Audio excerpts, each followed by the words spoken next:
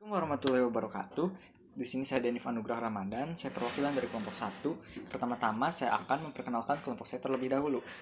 Jadi kelompok satu itu ada Teh Latifa, ada Herlan, ada Yusuf, ada Fahrul, ada Amsyar, ada Haikal, dan yang terakhir saya. Jadi kami semua bertujuh. Dan di sini kami akan menjelaskan apa itu transactional database. Next. Assalamualaikum warahmatullahi wabarakatuh. Perkenalkan, nama saya Latifah Munisa, NPM 18411430. Saya dari kelompok satu ingin memaparkan pengertian dari transaksi. Transaksi merupakan bagian dari pengeksekusian sebuah program yang melakukan pengaksesan basis data dan bahkan juga melakukan serangkaian perubahan data.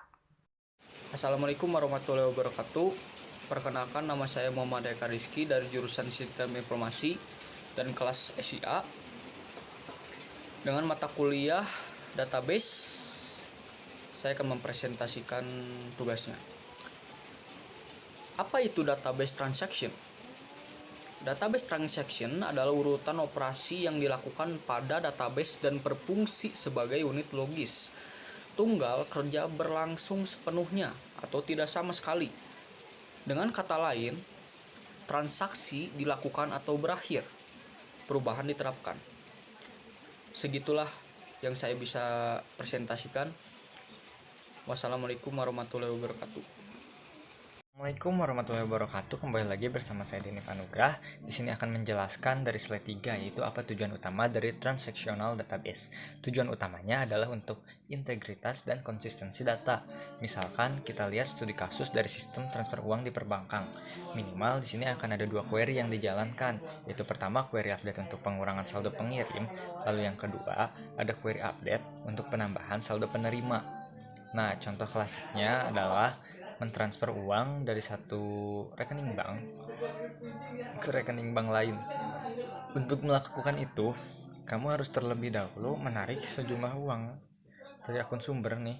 Kemudian nyetorin ke akun tujuan kan. Operasi tersebut harus berjalan sepenuhnya. Jika kamu berhenti di tengah jalan nih, nanti uang itu teh akan hilang dan itu sangat buruk dalam database gitu. Dalam database modern, transaksi juga melakukan beberapa hal lain, seperti memastikan bahwa kamu tidak dapat mengakses data yang telah ditulis orang lain di tengah jalan. Tapi sebenarnya ide dasarnya itu sama. Transaksi ada untuk memastikan bahwa apapun yang terjadi, data yang Anda kerjakan dalam keadaan yang masuk akal gitu. Mereka menjamin bahwa tidak akan ada situasi di mana uang ditarik dari satu akun tapi tidak disimpan ke akun lain gitu, gak bakal ada. Jadi intinya tujuan utama dari transactional database yaitu untuk integritas dan konsistensi data. Terima kasih. Klausa yang bisa digunakan untuk mengendalikan transaksi itu ada 4, ada begin, ada commit, ada rollback, dan ada save point.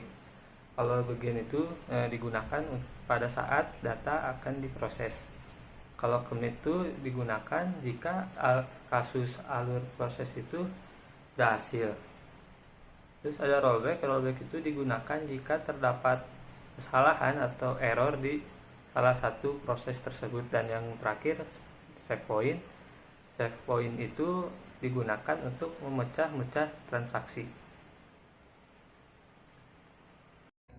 Nah, di dalam transaksi atau database transaksi ada 4 elemen atau 4 karakteristik yang disingkat menjadi ACID, yaitu yang terdiri dari atomicity, konsistensi, isolasi, dan durability.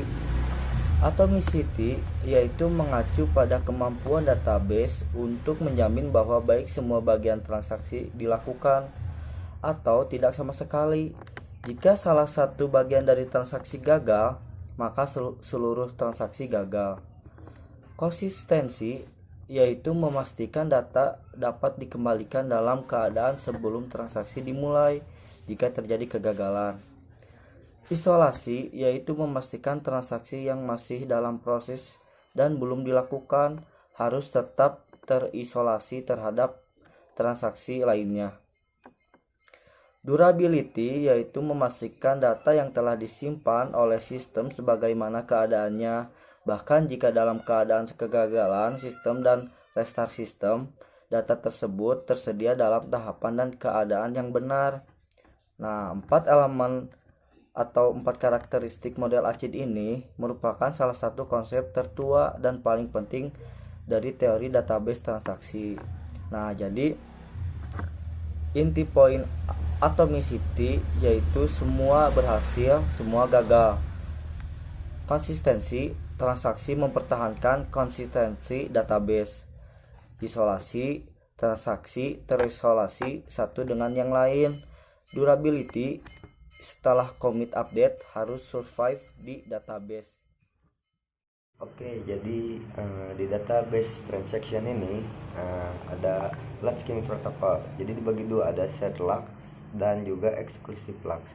Jadi shared lock ini merupakan transaksi yang memiliki penguncian bersama pada suatu data dan dapat melakukan pembacaan pada data tersebut.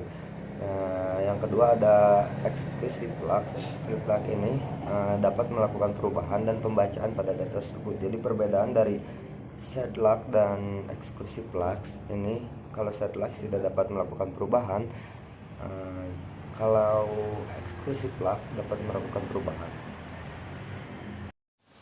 Lalu selanjutnya ada locking protocol. Yang pertama ada penguncian level table. Mengunci suatu table untuk mencegah perubahan atau penghapusan table selama ada transaksi yang menggunakan table tersebut. Yang kedua, ada penguncian level baris. Sedang digunakan oleh suatu transaksi sampai transaksi tersebut selesai dilakukan. Yang ketiga, ada deadlock. Deadlock. Dua transaksi atau lebih dalam kondisi wait state menunggu lock dilepas sebelum dimulai. Sekian dari kelompok 1 presentasinya. Terima kasih. Apabila ada kekurangan, mohon maaf karena kami mengerjakannya secara online. Wassalamualaikum warahmatullahi wabarakatuh.